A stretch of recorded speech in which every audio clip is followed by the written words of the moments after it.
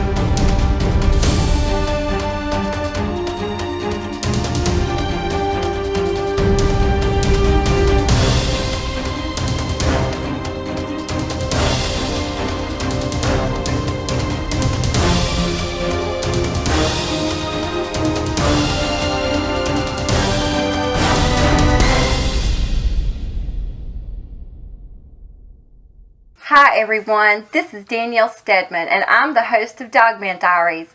I'd like to thank you all for joining me tonight, and I'd like to introduce everyone to my guest, Claire Hague. Hi Claire, how are you? Hello, I'm good, thank you. Well, thank you for joining me tonight, and I cannot wait until we dive into this. But before we do that, Claire, can you just kind of let everybody know a little bit about yourself? Give us a little bit of background information on yourself? Well, okay, I can do that. I guess I'm 33 now. I'm not anything in particular other than I'm a beauty therapist and I like natural medicine. Growing up, I was a bit of a tomboy because we've got all boys in our family. My partner knows how to hunt. I know my animals before anybody judges me. I know my animals, okay? And I guess I had my first dogman encounter at 6 years old. Now everyone, Claire has been on Vic Cundiff's Dogman Encounters, so if you would like to go there and listen to her encounter, it is 49, Claire? Yeah, and episode 49, What's Scratching Up the Walls, Mum, it's called. Oh, okay, great. Well, I'm just going, because it is on Vic, so we're not going to go into it a whole lot, but I am going to let her tell you guys briefly what happened and how we are now getting to the point that we're at, because Claire has ongoing activity. She's been having activity for how many years? It will be 3 years in August. So that's a long time for activity. How have you been holding up? Well, I mean, personally, I think I'm doing okay in most situations. I think I cope better than most people would because I'm kind of used to it now. But there has been a few incidents that obviously have traumatized me quite a lot. Yes, and we're going to get into those incidents a little bit later on. And everyone, Claire does have her own YouTube channel. It's called Simlish Dog Lady. That's SIMLISH. And then Dog Ladies together. It is on YouTube, and we would love for you guys to go there and subscribe. I think she has a little over 300 subscribers right now. Yeah, I'm only a small channel. I don't mind that. I just want nice people. Yes, so if you go there, please, as I always say, open heart, open mind. Be nice. If you don't have something nice to say, then don't say anything at all. And if you disagree with something or don't see it, it's fine to say that. Just be kind. Oh, yeah. You can be kind. Claire can take, constructive criticism. She doesn't mind. What she minds is when people are ugly. And same as me. We just don't like people being ugly. There's no sense in it, and let's just all be kind to each other. So, again, that's Simlish Dog Lady. And you will see uploads daily, except for the weekends. She does not upload on the weekends. and she has fantastic photographs. Some she's going to let us share here tonight, and then the rest you will have to go there to see. So, Claire, what is going on with that? Because I know you've bought some new equipment. So, what are you going to be doing here in the next little bit? Well, I'm hoping to get... I do have video footage, but I don't share it. That's the thing. So I ordered a new camcorder with night vision. So I'm going to probably do some recording and get that up at some point.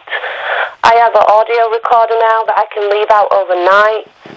And I also have, obviously, cams that I can put up. But I'm not saying this is going to catch anything, but it will just help other than having just a camera. Right. Having some type of audio would be fantastic because everybody's always wondering what these creatures sound like.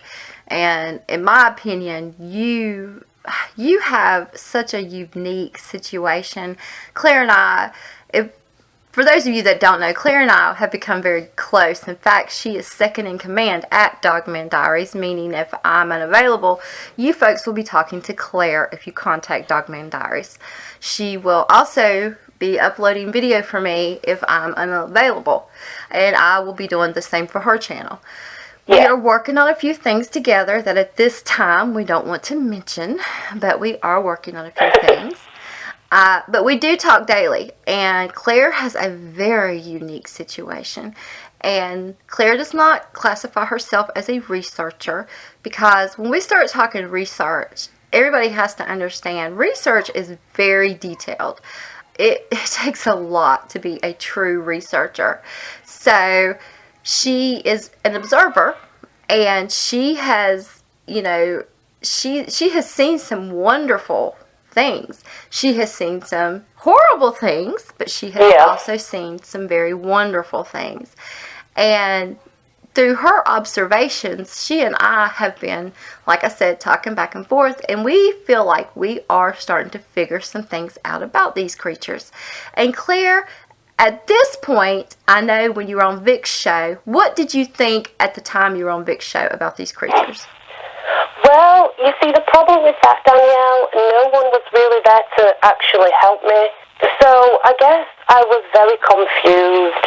I was going on, I went on Brent and Fallen's show, and I went on Vic's show, and I was very confused because, I'd have some people tell me that they're Nephilim, and then others would tell me they're dimensional creatures, and then others would tell me they're from the aliens, and I was so confused that I thought I was in a horror movie, and I don't know, I was very confused in all fairness, and as much as that should have deterred me from the situation, it actually drove me forward, because I wanted to know for myself. And that is very smart of you. I was telling you earlier, you are the only person in this situation. You have been observing these creatures for the past 3 years. You know your situation, you know what's going on, and because of your observations, you know what they're capable of, and you know what you're capable of doing as far as interaction with them. And let me make this clear, she does not have interaction really. All she does is walk on a trail that happens to be beside the area that they live in. She doesn't enter that area ever. She'll tell you that herself. If she... There is a line, you do not cross it. They always cross my line and come in my yard. I cannot stop that. That's just what they do. But Claire does not, ever. The photos you guys see, she is very far off when she shoots these photos. She uses a lens and she zooms in. So a lot of times when people are complaining about the clarity and stuff, well, first of all, you're not going to get them to hold a pose. Let's just get that straight, folks. They're not going to, you can't say, hey. They're always moving. Yeah. Always moving. You can't look at them and say, hey, can you just be still for a minute? And then, oh, by the way, let me go grab my good camera. Now, y'all be still. Be right back. Because they're going to be like, what? They're going to, they're out of there. I get upset with people when people, want all these clear pictures, because here's the thing. They're always in motion, like Claire said, and the other thing about it is you're not going to get them to pose, but when people say the things they say, this is my reply. Known animals.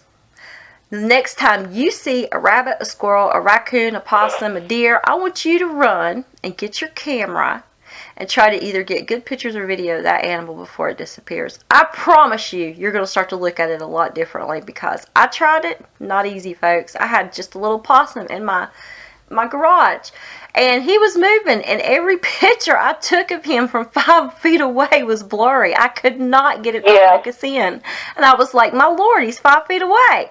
So I mean, it's really not that easy. So please, when you're looking at these pictures, be kind, because they're really trying to get good pictures for everybody.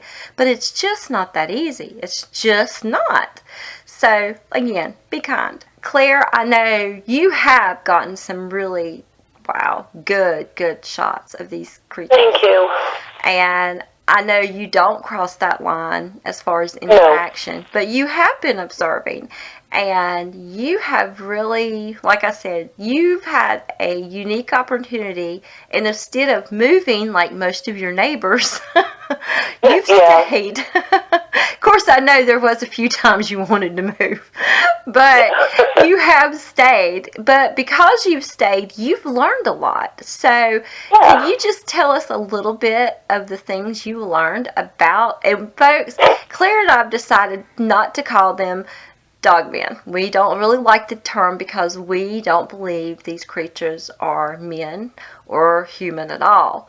So we call them upright canines, or we call them canine creatures, because that's what they are. They're a canine.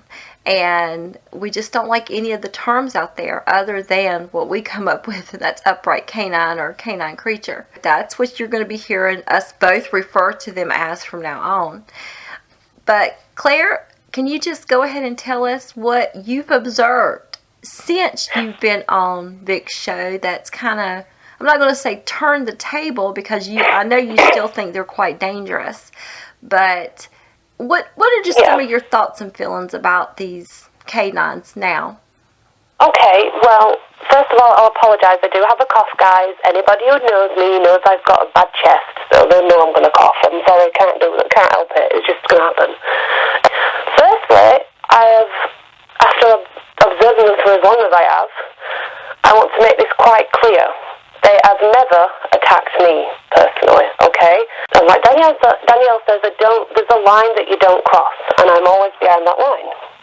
Now, I have observed them as a pack, okay? They are a pack. And from what I've observed, the females, they are not as big as the males. So they are smaller, and they do have the muscle, but they are definitely more tolerant. They are more tolerant of me being around than the males. Now, there are some that kind of look, they are black, and they kind of can look like Great Danes. There's the German Shepherd type, and they are, honestly, they have even got German Shepherd colouring. It's weird. And then there's your grey ones. Now, the grey ones are the males, and I believe there's 2 sentries that patrol the area to protect the pack. And then I believe there's Daddy. I have not ever got a good shot of Daddy, because, number one, I don't see him very regular. Number two, I think he only comes around when the pack's in need. I think he's somewhere else. I don't think he's actually here, and if he is, he's very good at hiding. Now, from what I have observed about these canine creatures is they will walk on 4, they will walk on 2, but they do find it more difficult to walk on 2. I think it's always going to be like that for them, and it does look strange. They breed, they have babies. There are babies, okay? Last season I only got 6 babies in total, and this season I think we've had about 10 plus, so we've had more pups this season than last season. Now, as far as I'm aware, they have live births, but I've yet to prove this. I've never seen, obviously I'm not going to stick around if that's going to happen, and I don't think they would allow it anyway. There's some things I'm going to keep out of this just because it's mine and Danielle's way of knowing whether people are telling the truth or whether they are lying. The Danes, they have black eyes, but they will shine on a night. The German Shepherds, they've got brown eyes, okay? Normal brown eyes.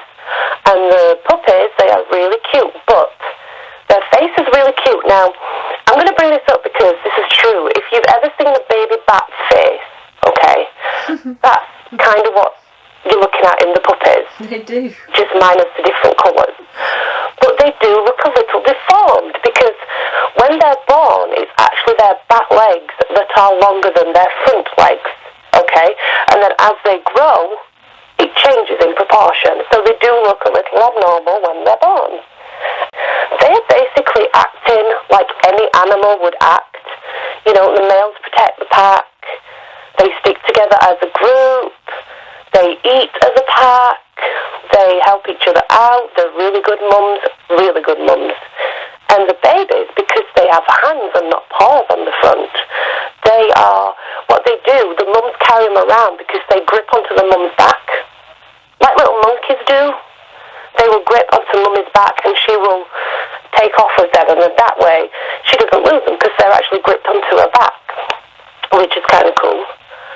But yeah, I mean, I've never seen them teleport. I've never seen them do anything paranormal. So to me, I'm just looking at a pack of animals that, yes, they are smart, but they're still just animals. Claire, have you ever seen them cloak? No. Sorry. But No, there's just a lot of never. people that say they cloak. They don't cloak. It's just, if you look at these animals, they blend in so well. And this is what I did, because I had so many people saying, no, they cloak. So I went and pulled a bunch of, and anybody can do this, you can go to the internet, pull a bunch of pictures off. The thing about when we see animals in the wild on television and in these magazines, they make it obvious, okay, to us. I can promise you, if they didn't make it obvious, most of you would miss it. And I proved my point. I pulled pictures off the internet of known animals in their natural settings. And honestly, some of the pictures, it was literally 9 out of 10 people couldn't find the animal, if that'll tell you anything. So when people say, well, why don't we see them? Well, probably because you're not looking for them and they're really good at blending in. And I know people are going to say, I don't believe that. You don't have to believe me, but I'll bet you money if y'all do what I did and show people the pictures, or you try it yourself, I'll guarantee you're going to have trouble with it. Because I hunt, and there was a few pictures that even I had to really look at to find the known animals. And what was so funny is in one of the pictures, it's a giraffe. And when I put it up on Dogman Diaries, 9 out of 10 people, I had to tell them where it was and what to look for. And that was hysterical because it was a giraffe. So don't tell me these animals can't blend in. They're very good at blending in. And God has given all animals a natural cloaking. But it's nothing supernatural. It's not magical. It's not mystical. They're animals. They're just animals. Yeah, I mean, that's all I've ever seen. Animal behaviour. I've never seen them cloak. Never seen them disappear. I've never seen them floating or anything. Nothing like that. Walking through walls? No. Yeah, Claire and I, because she's doing what I'm doing. She just doesn't do interviews. We hear it all. I mean, and please, some of y'all have contacted us and said that we are not making fun of you. It's just we hear it from so many different people, and I know that's why we're trying to answer some questions. And I know I hate that we're being sarcastic. I guess it's just we've heard it so many times that we just kind of roll our eyes and we're like, really? And I think that's why, because we don't like that. That's when we decided to call them canine creatures, is we feel like when you attach men to them, that everybody suddenly goes supernatural. Or you start, thinking that they are something they're not. And we want people to start to view them as just an animal. Yes, a very smart animal. And we believe a very dangerous, or should I say potentially dangerous animal. You should treat one like you would a grizzly. I mean, and the mums, or she calls them mums, you should definitely, they need wide berth because they tolerate Claire. They've seen her for 3 years. But Claire's going to tell you about an incident here in a few minutes and she's our favorite one. We call her Nyx. And she's very benevolent. But Claire got a little too close, and, well, Nix let her know, don't get so close. You just have to view them and treat them like you would any large predator. So please, if you encounter one, remember that. Think of that. Remember, large predator, back away from it, please. And don't stare it down. Don't do anything to aggravate the situation, because I think you can walk away from a lot of them without being hurt if you just treat them as you would any other large predator. Now, I'm not saying they can't hurt you, and I'm not saying they haven't killed, because they most certainly have. But just remember, give them a large berth, and don't go looking for them. Really, don't. If you run into one, that's one thing, but don't be out looking for them, because truly, they're hard to find, and they don't want to be found. They just want to be left alone. Please, give them that respect. They've been here for a long time, and hopefully they're going to be here for a long time. And we, honestly, my view has changed since meeting Claire. I definitely do not want anything to happen to them. I would hate to see them hunted. I would hate to see them killed, because they just, the things Claire tells me is so amazing, with the moms and the babies, and the one we call Daddy, and then the two we think are probably the sons that are the big Centuries, yeah. Yeah, I mean, they really act like, to me, they act even more like a lion pride than they do even a wolf pack. They're really unique. They're cool. They're really cool. Oh, yeah, they're very unique. Yeah, I mean, they really are. And, I told Claire, I would even go as far as to say that in some ways, it's almost like, and it wasn't Claire, it was Nix that initiated a type of relationship with Claire. Nix she comes to Claire's a lot, and she kind of hangs out in a tree. And we're not going to be sharing the picture, because this is just a picture we don't feel like we can share, but it's a picture of Nix in a tree. And Claire took a picture of her. She looked down at her like, "What are you doing?" And she was like, "Oh my God." Actually, it was your husband that took the picture, wasn't it? Yeah, it was. Like, Claire said, "Gosh, I hope it didn't hurt her eyes. I was flashing her like that." She just kind of looked down at him like, "What are y'all doing?"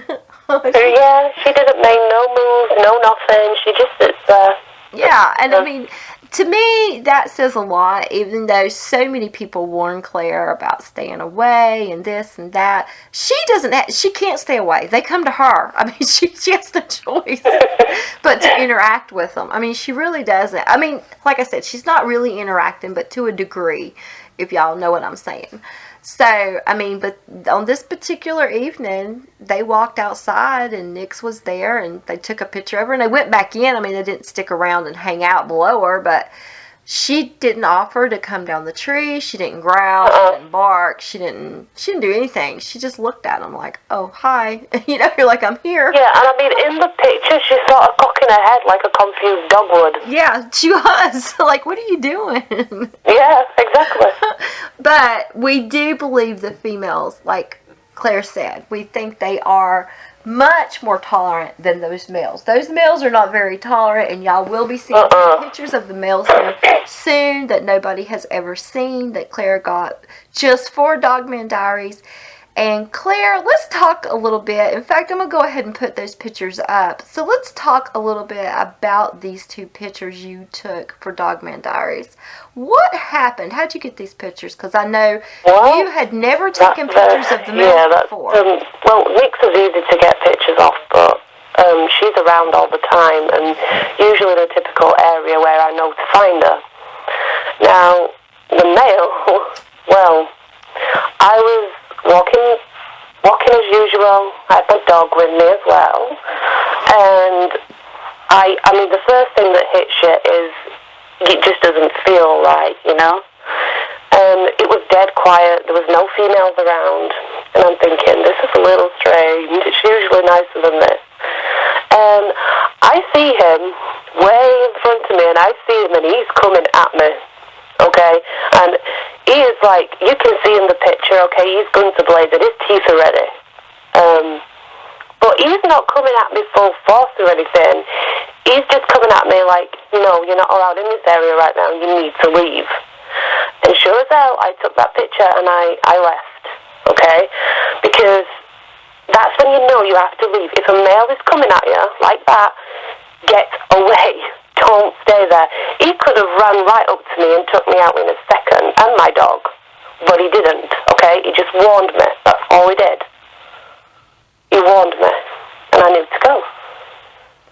And when you took this particular picture, there's also the second sentry. Now, what was he doing at this time? Again, he wasn't doing anything in particular other than he was snarling, of course. They're not very tolerant. I don't think they like to tolerate anything, in all fairness. I think they are there for one reason and one reason only, and that is to protect. So they're not going to be tolerant, I don't think. And I'm not saying they're going to eat me or anything, but I'm saying when they're around, it's usually best not to be, because they can be quite funny about how close you get and where you are, and their growl it's really deep, and it would scare people. I can see why people are terrified when it growls. I know that, but that growl is a godsender, let me tell you, because if they growl at you, that's a warning. It's just like a dog, okay? When a dog growls at you, that's your warning. You want to worry about the ones that you can't see that are going to pounce on you in a second, not the ones that are growling at you. Now, Claire, I know we did find some pictures where it did seem like there was a few that were sneaking. When you discovered those in those pictures, how did that make you feel? Yeah, well, in all fairness, I never saw them. But when I saw the pictures, it didn't make me feel anything in particular, and I'll tell you why. Because if they really wanted to sneak up on me and take me out, they would have done it. I wouldn't be here now. So whatever they were doing is anybody's guess. But you see, this is hard to explain, because I'm not going to sit here and say this is okay, this is nice, it's not like that, okay? It's dangerous. It is dangerous. And I'm prepared to do it, and that's just me, okay? But you have to be aware of your surroundings, and on that day I was not aware of my surroundings. Clearly, I never saw them, but it didn't change my opinion in any way whatsoever, because as far as I'm concerned, if they wanted me dead, I'd be dead. Well, I have to agree. I do believe you're right there, but I know when you did realize it, to me it seemed like you realized you were going to have to be just a little more cautious and a little, maybe even glancing over your shoulder every once in a while, just to make sure that nobody... I do that anyway. But in all fairness, I never saw those. Never saw them. And, we don't know what they were doing. In all fairness, they could have just been curious. I mean, we don't know. But that should give everybody, this is how quiet they can be, that they can sneak up. Even when you're aware of them, that they can still sneak up on you. And oh, yeah. You never know that they're there and they're watching you. So... That's right. Again, don't go looking for them. You don't, like I said, they tolerate Claire because they've seen Claire for years and years, and it has taken her this long to establish this type of relationship with these canines. They're not friendly. I mean, they're not. Yeah, you see, it has taken me, and the point that I'm making is there is nothing stopping these canine creatures from turning around and eating me, okay? There is nothing. I have no weapon, no nothing. And if that happens, then it happens. And, that's just how I am at the minute. Now, the two males in the picture, how large are they, Claire, as far as height and stuff like that? Okay. Well, you see, when they stand up, they're in a stupor. So you can never really get their real height. You know what I mean? But they're about 8 foot in a stupor, so they're pretty big. Yeah, they definitely, to me, they just look like they're so huge. Good grief. And another point we wanted to make is, which I already said it once, like I said, a lot of times Claire is very far away from these creatures when she's taking these photos. I know some people... Like a mile, mile and a half, 2 miles. I mean, some people compare her photos. I know I've seen some people say, well, it doesn't make sense, like... I don't know, I guess they're looking at stuff around it. But you have to remember, she zooms in so far. But I know for me, when she pulls a shot back and I start comparing, that's when I really freak out. Because I realize just how large they are. Because I'm like, good God. Because you got to think, something that big from that far back, and you're still being able to make out a little bit of detail of its face or its eyes or whatever. That's pretty darn big. Or, I know in the picture with Daddy, there's like this tiny fence post and then that huge oak tree, and then he's not even standing, he's sitting on his haunches, it looks like. And yeah, he is. I swear, he's got to be 7-8 foot tall sitting. He is huge. I have never in my life seen anything that large. He is a monster. But yeah, he is. He really is. I also got pictures of one of the females out in the field. And Claire, I'll let you tell everyone about that picture you took. Or what happened with the picture. I'm going to put that picture up everybody thinks that picture's a cow, okay? Which is fine. That's okay if you want to think that. But that is in the pasture outside of my house, okay? So I was around 2 miles from it, firstly. Secondly, if it was cows, why is there no other in the field? Okay? And thirdly, I know the farmer. And I know his cows. They don't even go in that field anymore. But that picture, I was outside, and I was looking at it, and I thought it was a cow at first. I'm not even going to lie. I did think it was a cow until I zoomed in, and I was like, oh my Lord, that is not a cow. And I just took the picture, and I took other pictures, but, I mean, I wanted to try and get it as clear as I could, but unfortunately that didn't happen. But yeah, I mean, that was that. She was just there. She was just laid there, and I took a picture. And there's nothing exciting about that. But I think people find it strange because she was laid in a pasture. But what you've got to understand is the only people that can see it is me. There's no one else can see it from where I am. So it's not like she was laid out for everybody to see because this is at the side of my house, and there's only me that can see it. But they do that, okay? It's not like, you see, I don't understand people saying, oh, well, they only come out at night, or they hide all the time, and you don't see it. But it's not like that here at all. They don't hide all the time. They do come out in the open. Very rarely, but they do. If you guys are looking at the picture right now on the screen, I want to point out a few things. I showed that picture to my daughter, because I'll be honest, that was the first picture I ever saw of Claire's, and I thought, myself at first, cow, and then I looked at it and I was like, okay, there's something off about this picture. So I showed it to my daughter who's 22, and she shocked me. She took one look at it and she went, what is that? And I was like, you don't think that's a cow? And she went, Mom, that's not a cow. And then she started pointing out stuff to me on it. First thing she pointed out is the nose. A cow, if you look at a cow, that like their nose, and I don't know how to describe it, but it always stays it's huge for one, and it stays really slick. And a lot of times they'll either be like a pink color, and even on the black ones they'll be like this strange gray color. Well, if you look at that picture, that's an actual that's a muzzle. That's a dog's muzzle. And the other thing about it, her ears were laid kind of funny, but they were still standing, not like a cow's. So we put some cows up beside of this picture, and we realized the thing about cows is, one, that hip, it is very pronounced. It's very bony, and you see on hers it's not that way. Another thing is a cow, their tail is usually pretty obvious in a photo if you pull them up. The other thing is, a cow, when it lays, it always kicks its leg out to where you can see it. You don't see that in that picture. So that is not a cow. That's definitely not a cow. Well, I know it's not a cow, even though some people are still going to think that. That's fine. Well, and you're right. I mean, we're not here. We're not trying to convince anyone. We don't do this to convince people they exist. That's not what we're trying to do. We are trying to learn about them because it makes us feel safer.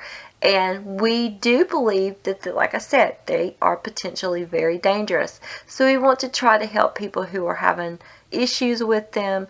Or if you encounter one, then if you've heard the show, hopefully you might know what to do if you encounter one of them. But I want to really, let everybody know they are an animal, which means they're extremely unpredictable.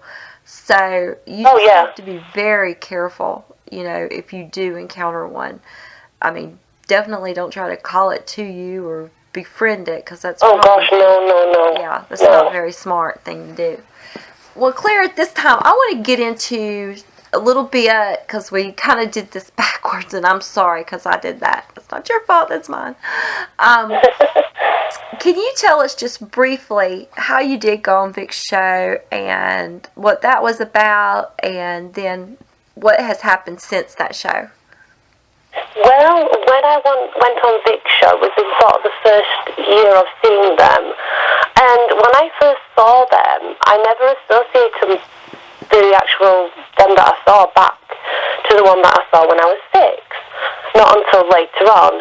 And basically Vic's show will tell you all about, it'll be the first year of what was going off, basically, how they was coming round to the house, and I was really scared. I didn't know what they were. I thought they were werewolves. My son thought they were werewolves, and we was not in a good place at that time. We were very confused and scared, and we was all seeing them. So like I said, I've got 3 boys and a partner, and we'd all seen them. So yeah, we were in pretty much in a mess. They'd killed, well, they killed, I don't know what they did to our chickens, but there was nothing left of them. But that was then, and I mean now we've lost all of our livestock. I mean, we have nothing left, and there is a video up on my channel that shows you the damage that they've done to my fencing since then, to the little house that we used to keep the ducks in, and how they've sort of trashed it a little bit. That's what's been going on since then. And obviously there has been some tragedies. There has. They're animals. They attack. It's just what they do.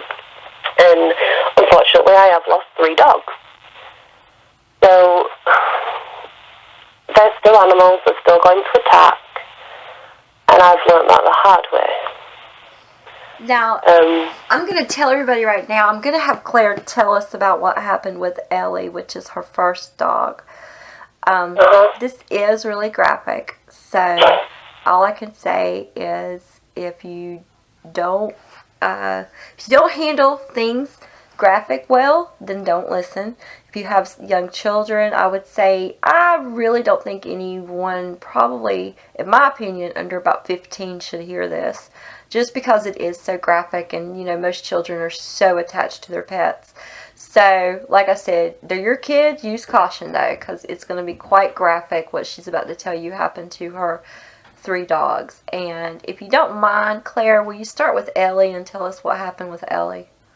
Yeah, I'll start with Ellie, and then I'll tell you about the other 2. So Ellie is she was a Staffy pit bull mix. She was black and white. And one night, it was probably early hours of the morning, in all fairness, she was whining and whining and whining, and she wanted to go out. She just had a litter of puppies, so she pretty much wanted to pee all the time anyway. So she was whining, and I was like, I was tired, I couldn't sleep, and I got up, and me being an absolute idiot, okay, I was an idiot for what I did. I did not turn no spotlights on. I let Ellie out the side door, and I closed the door. Now, it may not have even been 5 seconds of me closing that door, what I heard was, I don't even know how to describe this to you, but I'm sure people have heard dogs in pain. Well, you want to times that by 3, okay? You want to times that by 3. This was an horrific sound coming from an animal that was clearly in agony, okay? And immediately my reaction was to turn all the spotlights on, which which later they smashed, but they was there at that time. I turned all the spotlights on, and I literally split second got a glimpse of something going over the fence. Now, I know it was K9's, but that's all I know. And I ran outside. I didn't even think about my safety. That was not on my mind. My dog was laid in the middle. Well, not in the middle. It was more to the far end of the yard. And this thing, now, it had grabbed her back legs, pulled her, and because of its claws being there, its claws had gone down her belly, okay? So when I found her, all her insides were on the outside. She had intestine hanging from her, okay? Now, I was in a state of fit and panic because this is my little dog here, okay? She's my baby. And I let this happen to her, in my opinion. And it was horrific. I thought she was going to die. And I got my husband, and my husband's really good with anything medical. Not like me, I panic. He's really good. We rushed her to the vet. She was in surgery. She had to stay in the vet. They put her on drips, they put her on antibiotics, and they sent her home when she was well. Now, about 2 or 3 days after she'd been home, we got up one morning, and we could smell this. It was an horrendous smell. Now, she wasn't feeding the puppies because she couldn't. I was doing that every 2 hours. She was too ill. So this smell was like, well, you could smell the rotting flesh, basically. That's what it smelled like, exactly that, rotting flesh. So we called the vet immediately. And they said, well, we need you to take all the bandaging off and all the wrappings. You need to take it off. So we started peeling back. And as we were getting to the last words, we could just see it all hanging from her. And all the skin, and I mean her actual skin, was rotting from her body. And it was all just hanging down and green and smelly, and it looked like she'd been eaten. It looked like she'd been eaten, but she hadn't. And unfortunately, we rushed her back to the vet, and her temperature was 106, and they'd done everything they could for her, and she died from the infection. She didn't die from being attacked, but she died from the infection. And that's what happened to Ellis. Now, I know some of you are curious about, well, gosh, how could it get that bad? But you got to realize, these things, they use their claws for God knows what. So, they eat with them. Yeah, Claire told me they dig, they kill, they eat. You can imagine. I mean, you know how bad a cat's claws are. So imagine what the K9's have underneath their claws. So undoubtedly, it was the infection from the claws. Yeah. It did. It worked. What it did is it worked from the inside out, basically. So all her insides would have been rotting them 3 days, and no one knew until it came to the outside. Right. That was terrible. Oh gosh, and I'm so sorry that happened to you, Claire. Well, it's my fault. But well, I mean, there's nothing I don't can want do you to about feel it. like it's your fault, because it could have happened to anybody. I mean, really, it could have. It's not like you knew the K9's were out back. It's not like you meant, to put her out there in a dangerous situation. It just, it was one of those unfortunate things that happened. And I'm just so sorry that your family had to go through that. But Yeah. this is going to be worse, people. So, again, I warn you, please, if you have small children, send them to another room. They don't need to hear this. If you don't mind, Claire, and I know this is a little bit worse, even though you weren't there to see it, you saw the aftermath. Right, well, basically, this was Oink and Tara, and they were Ellie's puppies, and we couldn't find homes for them, so we decided to keep them, because if they don't go to good homes, we keep them. And I was really attached to them, because I bottle-fed them, because Ellie was sick, so I didn't want to get rid of them, in all fairness. And they were about, probably between 6 8 months old, so they weren't very old, but you've got to remember that the mum was a Staffy pit bull, and the dad is an American Akita, so they were big puppies. And I was out, I was having a family meal, I had a babysitter at home with Joshua, my eldest, and basically I got a call hall around 10 p.m., just after 10 p.m., and they were crying and they were screaming and they were in a panic, and I couldn't really understand what they were saying, but I knew it was something to do with the dogs because I heard the word dogs. And obviously I went straight home because that's the thing that you do, you go straight home. And I walked in and they're both sat at the kitchen, the dining room table, and they're traumatized, like really traumatized. And they're just pointing for us and mumbling words and they're speaking at the same time. And I'm just like, I thought, well, I'm just going to go out there because I ain't got a clue what they're talking about. And I went out first and my husband came with me. So in the middle of our garden, they were pretty much together. I don't know exactly what happened. All I know is there were two puppies with no heads. And when I say no heads, okay, they weren't chopped off, they were ripped off. So you imagine an animal when it has its head ripped off, imagine what you're seeing, okay, because it's not a clean cut, it's been ripped off and there's just crap everywhere where it's been ripped and stuff's just flown, basically. It's literally like a murder scene, okay? And we had all the lights on and we're looking for the heads because we couldn't find the heads to the puppies. And they both had the same thing done to them. And their heads were in the right-hand corner of our garden where we recently found a cat spine because we've had two cats go missing. And we recently found a cat spine up there. But yeah, these dogs had been beheaded, but not in a nice way. They'd been ripped. So just imagine that. I mean, it's one thing when it's a straight cut, but when it's been ripped from them, that's completely different. And do you mind, I know when you told me the story, would you mind telling them when you got home the state Josh was in and what he was saying? Well, Joshua was in shock, and he was just sat pointing at the window, and he was just saying, the dogs, the dogs, the dogs. That's all he would say for those. It was just the dogs, Mum, the dogs, they've killed the dogs, the werewolves have killed the dogs, and I'm just like, well, in all fairness, I knew that it was something bad because of the way he was acting, but I didn't know it was that bad. Well, I know you had told me, didn't he at some point say, Mom, I just let him out to use the bathroom? Yeah, they did. And, you know, he did. He let them out to wee because they were still babies. They needed lots of wees. So, you know, he had just let them out to wee. He didn't do anything wrong. He didn't know he was doing anything wrong. It's not his fault at all, you know. They have to go to the bathroom. They have to. I just hate that he had to go through that. I can't. Yeah. I know Claire was going to try to get our babysitter to talk about... Oh, yeah, I messaged the babysitter, but she's, unfortunately, she's away at college at the moment, so I've got to wait for her to get back. Yeah, because she said she wanted her to tell everyone the sounds these dogs made when that was going on, because, I mean, imagine that, folks. They were ripped. So imagine the power it took to do that.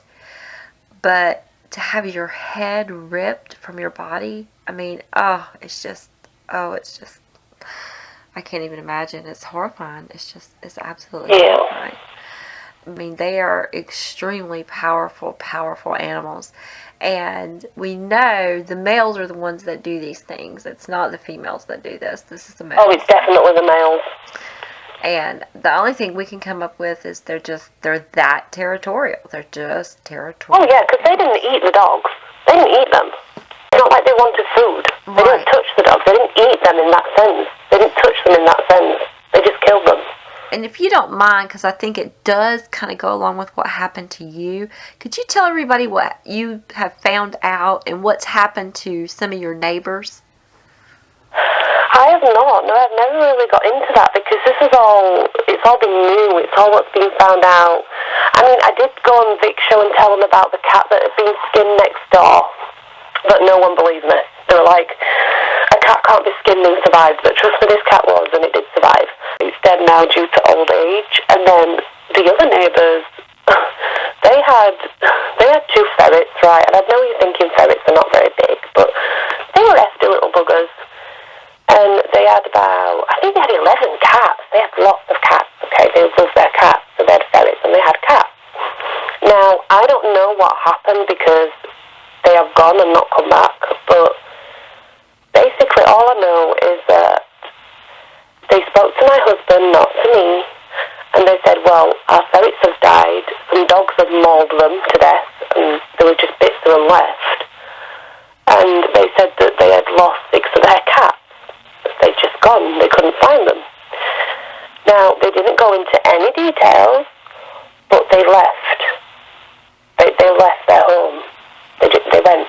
They've not been back since.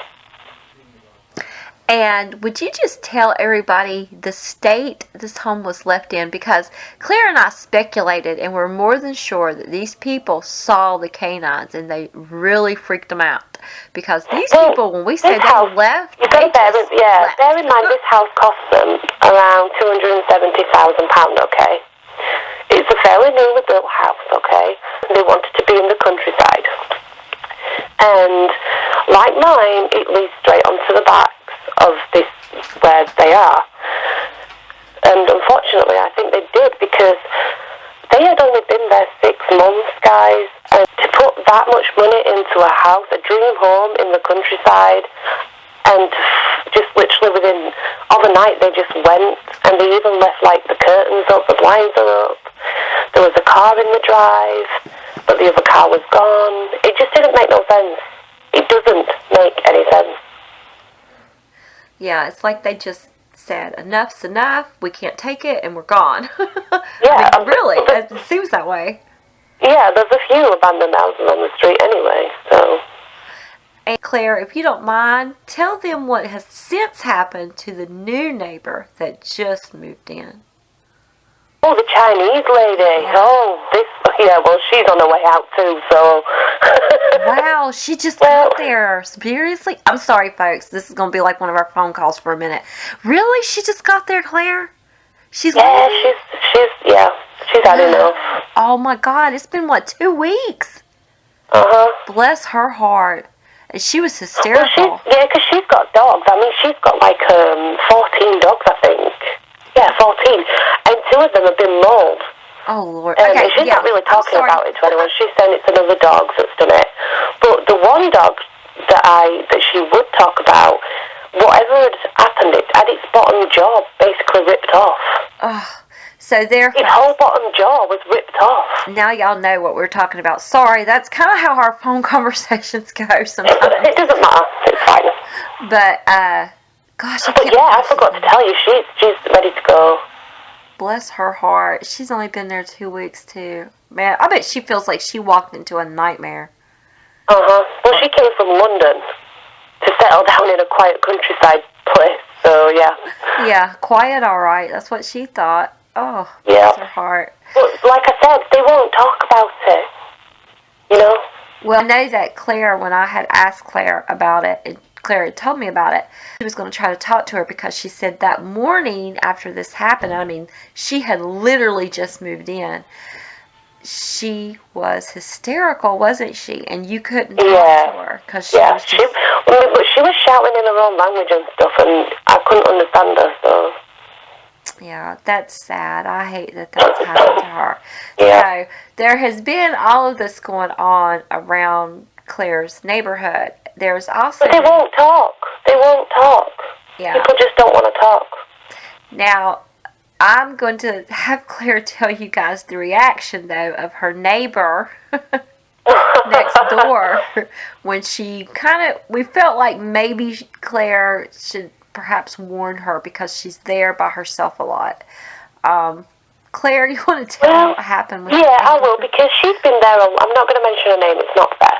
But she's been here longer than I have, basically. She's in her 90s, and we were talking, and I asked her, have you ever seen any weird-looking dogs, or, any canine things that just don't seem right? And she went, yeah, those bastard dogs. I call them bastard dogs, that's what they are. And she's old. This coming from her was really, really funny. But, yeah, she knows what they are. She just calls them bastard dogs. Yeah, because Claire and I told Claire, I'd said, maybe you should just, bring it up that they're just unusual wild canines and just see what she says. And when she said that, it was just so funny because that's, I guess, when Claire and I started realizing that probably everybody in Claire's town knows about these things. They just won't talk about it. So, Yeah. It was just funny, her reaction, because, she wasn't shocked at all. She just like, I know she was all nonchalant, like, yeah, whatever. Yeah, she was like, I know, you don't have to warn me. I already know they're there. It's all good. So, yeah. But, and the other thing, Claire, I wanted you to tell everybody about was the day you took the picture of, Lilo. Yes, of Nix's, you tried to take a picture of one of Nix's puppies and what happened with your Akita. Okay, so me and Lilo, we was going for a walk, and basically I take him with me, and if anybody who knows me will know what I mean by Lilo. He's my American Akita, so he's a big dog. And I could always take pictures of Nix and stay at a distance, and she doesn't mind. She's a German Shepherd canine creature, but she had her babies, and you see, the puppies are very curious. They don't know to stay away from humans. They are learnt to stay away from humans, okay? They want to come to humans. And them being curious, and me being curious, decided that I might be able to get a bit closer. Now, she was on 2 legs, and the puppies were around her, sort of like a ankle area, I think you'd call it that, I'm not even sure.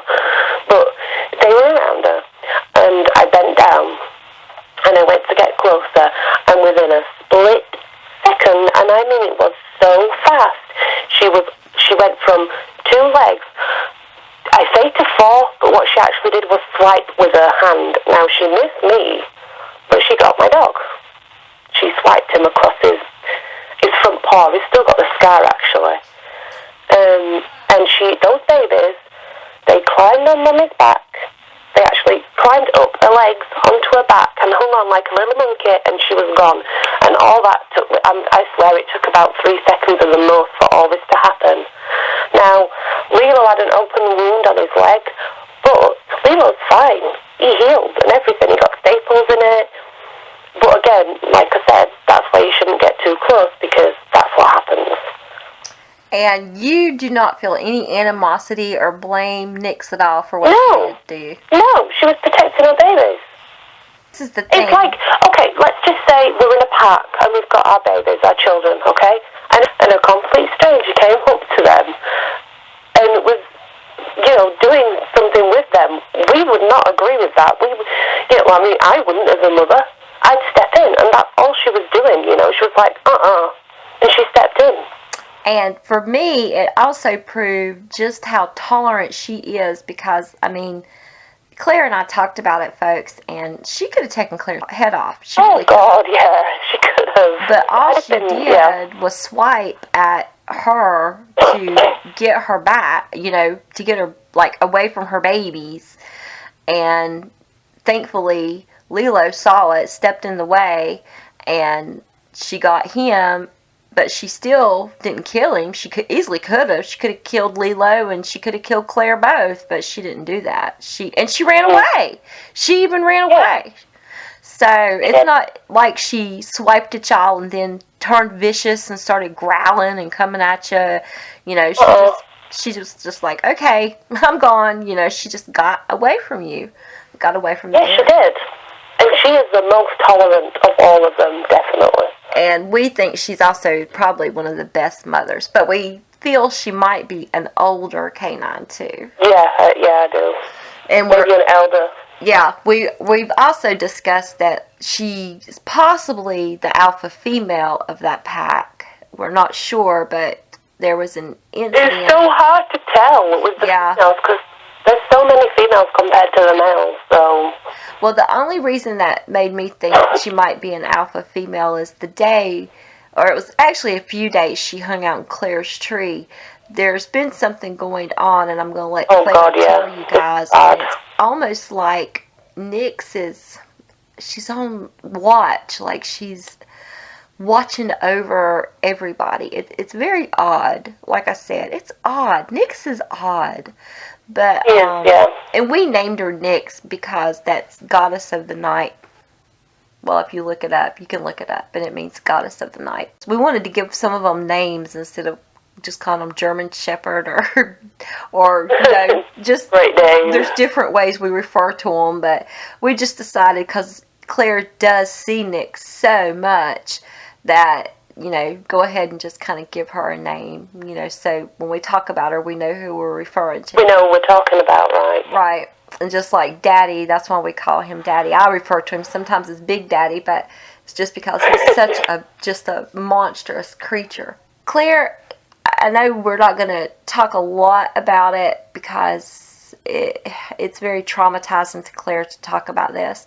What's been going on the past, well, I guess it's been a week and a half that this started up? Yeah, it's probably been around a week and a half, 2 weeks, I think, hasn't it? Mm-hmm. But, well, you see, people don't believe we have anything in the UK. Well, I can tell you there's Bigfoot here too, because unfortunately they're not the nice kind either. Basically, they usually stick to their side, and they don't cross over because they hate each other. They really hate each other. They're different, they hate each other, they will fight. Well, what's happened is, from where the Bigfoots are, because all the berries and stuff, they've eaten a lot. They've eaten all the berries, all the fruits off the trees. I've noticed there's no nuts left that are edible on the trees. They've been pulling trees up, getting under there. And then basically they're eating too much and it's all going. So on the, well, I'll say K9 creatures side, there's berries abundant because they don't eat berries. There's berries, there's nuts, and there's still some fruit trees. So what they've decided to do is cross over. And they actually put an X down there, and the X is where the canine creatures are, not where they should be. They should be further up, the other way. And they put this X where the canine creatures are, so they've crossed over into territory, so now they're at war. And we're not going to go into it, but there's been some No, I really don't want to. Not so nice things that Claire has seen that the Bigfoots have done to the K9's, and it really hurt her heart a lot because Claire has been seeing these K9's for a long time, and for Claire, she's much more comfortable with the K9's because we believe she has what some Native Americans refer to as the face eaters as far as Bigfoot. Yeah, like the beast of seven shoots. She has the very bad ones there. So I'm much more concerned about Claire's safety as far as the Bigfoots than I am the K9's. We kind of... Well, like I sent you, I don't know if I sent it you or not, the footprint that we found, and it was Bigfoot, and it is right where my front room window is. Yes, I think I do have that. I hope. Folks, I'll look and see. If not, I'll have Claire send it to me. So hopefully right now you should be viewing it on the screen and you'll get to see the footprint. And that was right outside of Claire's window. So yeah, I mean, I'm terrified of those Bigfoots because they're just so nasty. I mean, they're not tolerant at all. At all. And they're coming, I mean, they've gotten in my garbage. I know that.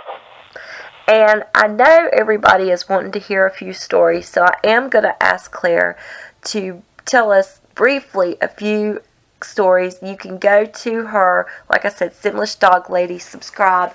You can hear these stories, her telling them from the people who actually sent the letters to Claire. But Claire, if you'll just briefly, the first one I wanted you to tell them about was Kelly. Could you tell them about Kelly and her letter? And well, yeah, she's in Lincolnshire.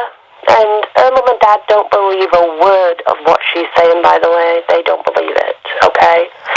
And she's not a sissy girl. She knows how to handle a gun, and she likes being out, and she loves animals because they live on a farm, so she's always, with animals and stuff. And basically this one day she was taking her dog for a walk because she was allowed a dog, and it was a collie dog. A working dog, because that's the only one her parents would let her have, so that obviously they could have a working dog as well as her have a dog. And she was taking it for a walk, and basically this any dogman on this one. This has got to be a typical werewolf dogman because it came out and she was terrified. That poor girl was terrified. She's 15 years old, okay? She couldn't stop this thing. She tried, and that thing stood there and ripped her dog in two in front of her face. Bless her heart. And her mum and dad grounded her because apparently she lost the dog. And it wasn't that at all. It really wasn't. Poor Kelly. And Kelly, just know if you're listening, you have our full support, sweetie, all of us. We are wishing you the very best, and we hope that you will be meeting Claire soon, hopefully. Yeah, I'm due to go on the 4th of August, so... Yeah, I know. I can't wait to find out what happens when you meet Kelly. I really hope she's okay. I hope she's doing better than what she was doing. And the other story I wanted you to briefly tell them about is the farmer. And you guys have got to go and listen to the story about the farmer. She just recently read it. And I know you can probably just briefly kind of tell the story quickly, but what's been going on? Yeah, well, he called himself Farmer Jim. He didn't give any other names, but he called himself Farmer Jim. And basically he's got a farm, he's got livestock, he's got horses. He was putting the horses away one day, this is some years back now. The horses started acting crazy. They were each in their own stall, but they were acting crazy, so he knew I thought I'd better get out of this situation because they're going mental. And he went to leave the barn, and there's a freaking dogman stood looking at him. And, like he said, he was stood there, and it was looking at him, and he was deciding what to do because it wasn't that far away from him, so he didn't want to get closer, which he would have to do to get to his house. So this poor guy decides to go back in the barn with the crazy horses, and he bolts all the bolts on the barn door, and he climbs up the ladder, because it's got a ladder to where he stores all his straw for his horses, and he sits right in the corner where the straw is, and he stays there, and he hears this thing scratching down the wall. Now, he stayed there, he didn't move at all. And his wife came looking for him, and she was banging on the barn doors, calling his name. And that's when he decided he was going to get down, because he thought, oh gosh, he's going to get ripped to pieces. And he went, opened it all up, and he started crying as soon as he saw his wife, and it wasn't there. And she was finding it so hard to believe him, but the next morning, it was evident really that there was livestock missing and scratch marks down there, and this poor guy has to deal with this on a regular basis because it will take what it wants, and then it will leave. Wow, that is just, so scary. And that's what I mean. We're not saying, the K9's most of the time, folks, they are very scary, and they're very intimidating, and we're still trying to figure that out. Like I said, we believe it probably is a territorial thing, but this is just some of the things they do. And what I'm going to do here, and I know everybody wants more stories and things like that, and we are going to be telling more stories. I promise you we will be. But I don't know. Where is Josh? Is he still? He's on the game with his American friends. Oh, is he right now? Well, I guess we could do it later. Josh is going to come onto the show. Josh is her son. He's going to come onto the show, and he's going to tell you guys kind of his experience with these things and how he deals with them at this point, because he's 15 years old, and he just recently did an episode with his mom on her channel, so you can go there and listen to that. So this actually is going to be a 2-part thing, everybody. Claire's going to come back either tomorrow or the next day, because she got that recorder, so she's going to put the recorder out and hopefully, cross our fingers, get some audio of the K9's, and then we'll be able to share that with everybody when she comes back. But I guess what I'll do, Claire, considering we're going to do that and he's playing his game, we'll just, next time, we'll have Josh come and tell, everything that he's experienced. And definitely. If you don't mind, I just want everybody to know this. Yeah, Yeah, I do want them to know this story before we go.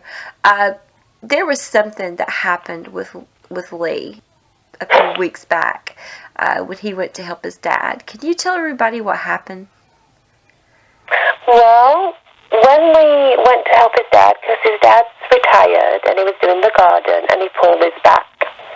Now, Lee he don't care, okay?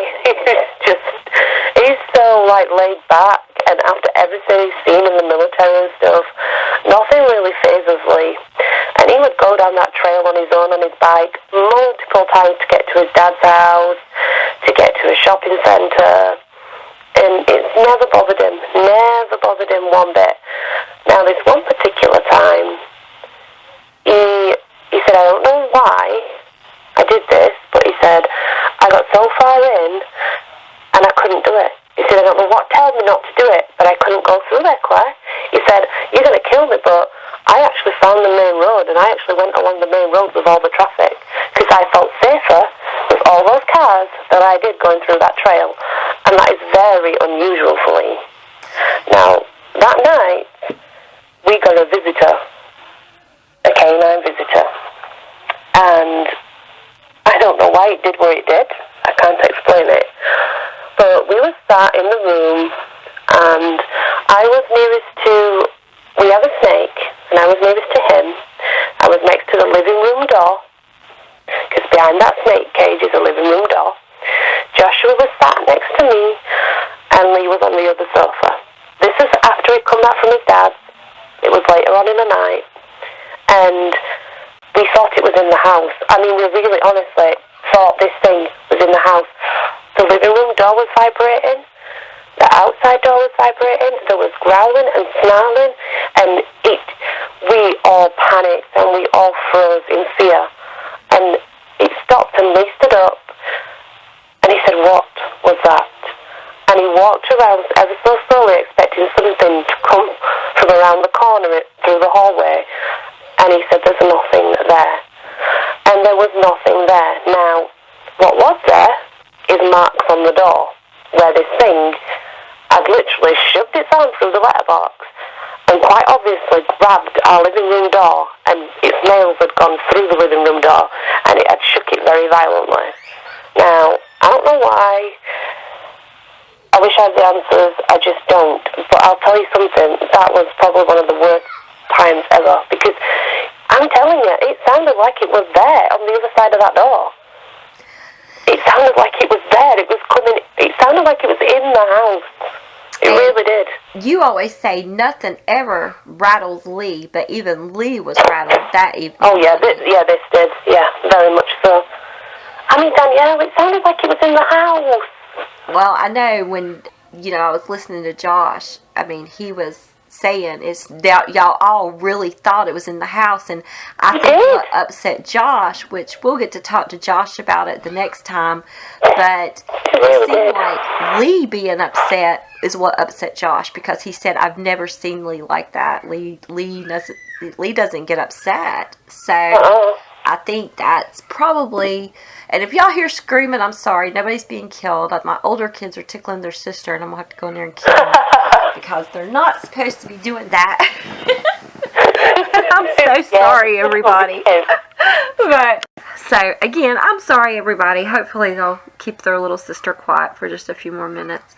But, Claire, I want to thank you so much for coming on the show and for letting us, giving this wonderful, wonderful update about what's been going on. And everybody, it's a pleasure. She's going to be coming back. Hopefully Claire will be coming back regularly to clue us in on what's going on, the things that she doesn't put up. If you guys want to know what's going on daily, she does put a lot of pictures up. So you guys can always go to Simlish Dog Lady again. Simlish Dog Lady, Simlish Dog Lady. That's together on YouTube. Please subscribe to her channel. She would greatly appreciate that. Give her some support. That would be wonderful.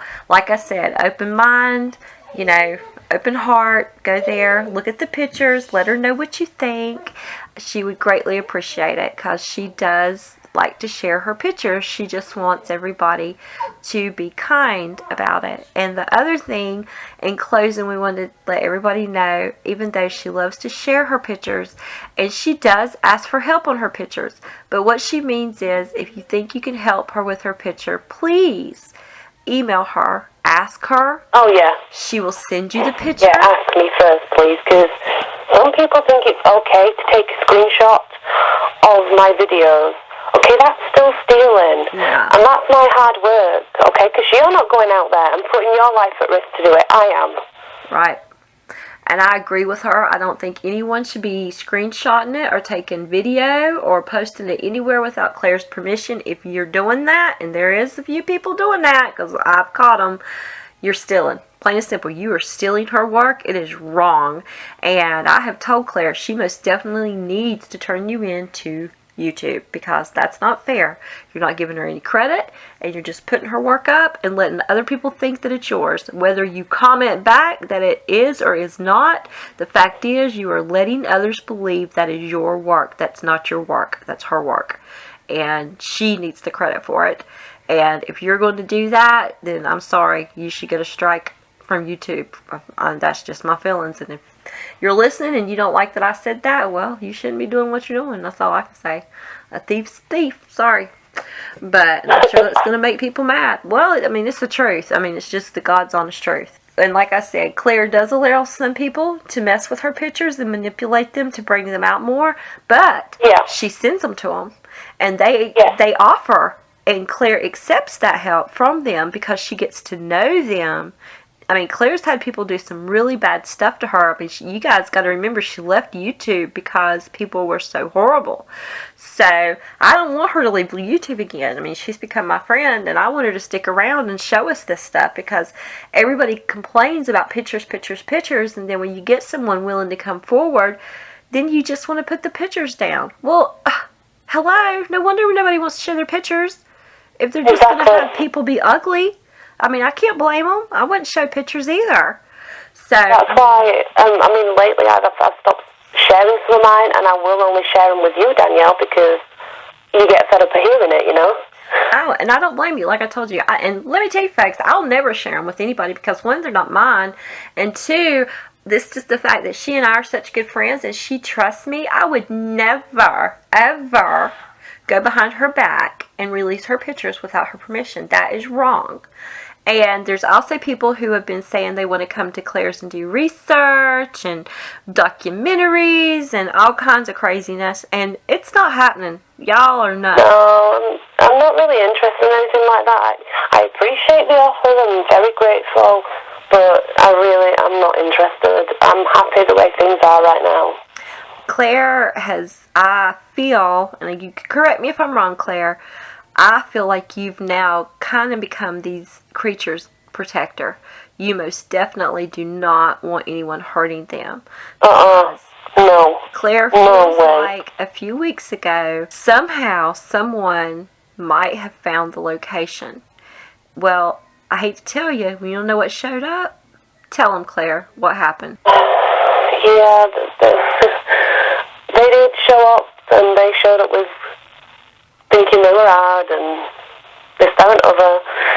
And to get to it, they had to go through my house, through my garden. But what upset Claire was, what did they have? They had guns, didn't they? Weapons. Yeah, they did. And that, I talked to her. She sent me a message immediately. She was freaking out. Because, like I said, don't go looking for them. Don't bother them. But you're going to come to someone's place of residency right behind their house with guns? Are you mad? Please, don't do that.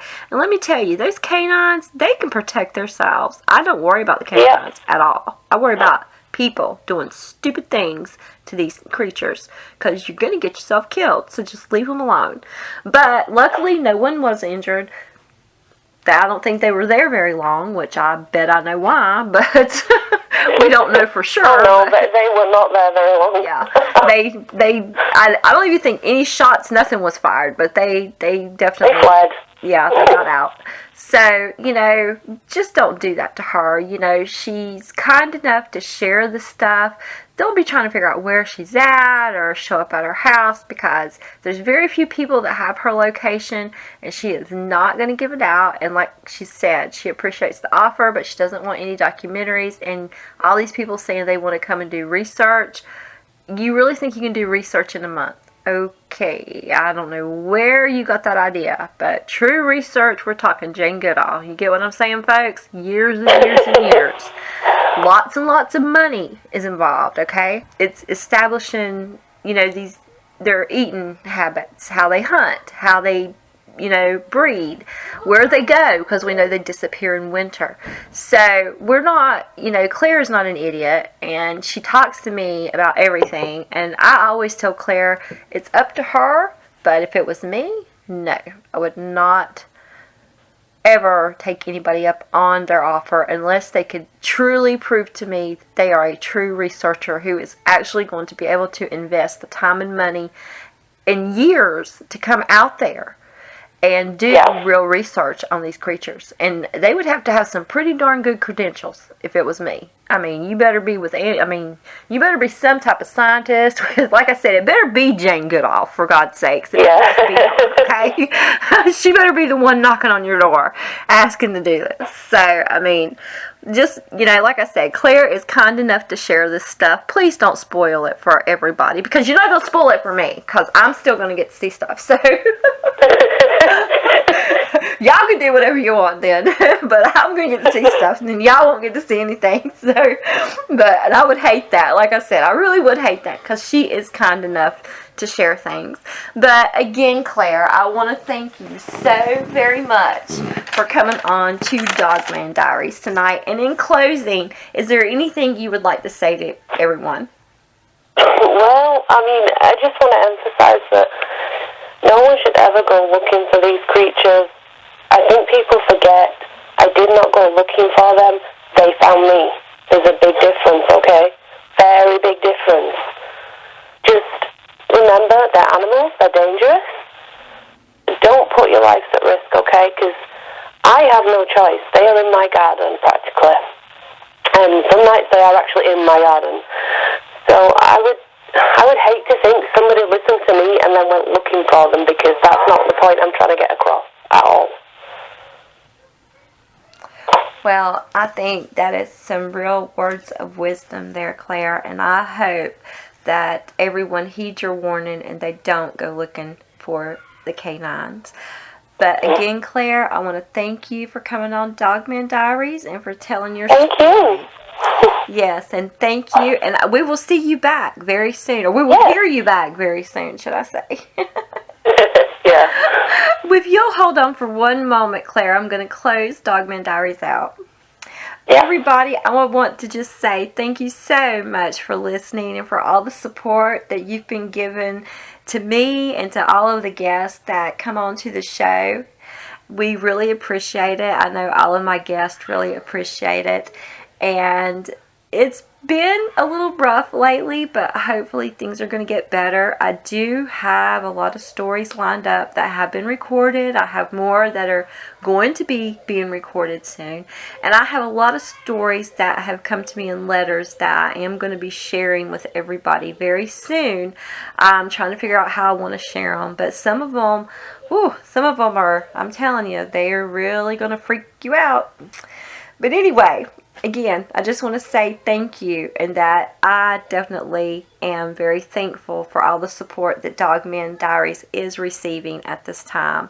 And please share, like, subscribe, because I really need the support for this show to continue. As always, if you have a Dogman or a Sasquatch story, then please contact me, Danielle. I have a story at dogmandiaries@gmail.com. If you or a friend or family member has a story, then again, please contact me at dogmandiaries@gmail. Or you can contact me on Facebook at Dogman Diaries, and you can also tweet me if you would like to tweet me. The phone number to reach me at, and if you'll just leave a message and I'll call you back, is 704-918 9565. Please leave a message. I will get back to you immediately. Here at Dogman Diaries, we will never judge you or your story. I'm a believer because I'm also a survivor. And remember, if you're like me and people inquire about why you're so afraid of the dark, simply reply, I'm not afraid of the dark. I'm afraid of what could be lurking in the dark. Have a great week, everyone. And until next time, be safe and be blessed. My thoughts and prayers are with you all. Good night.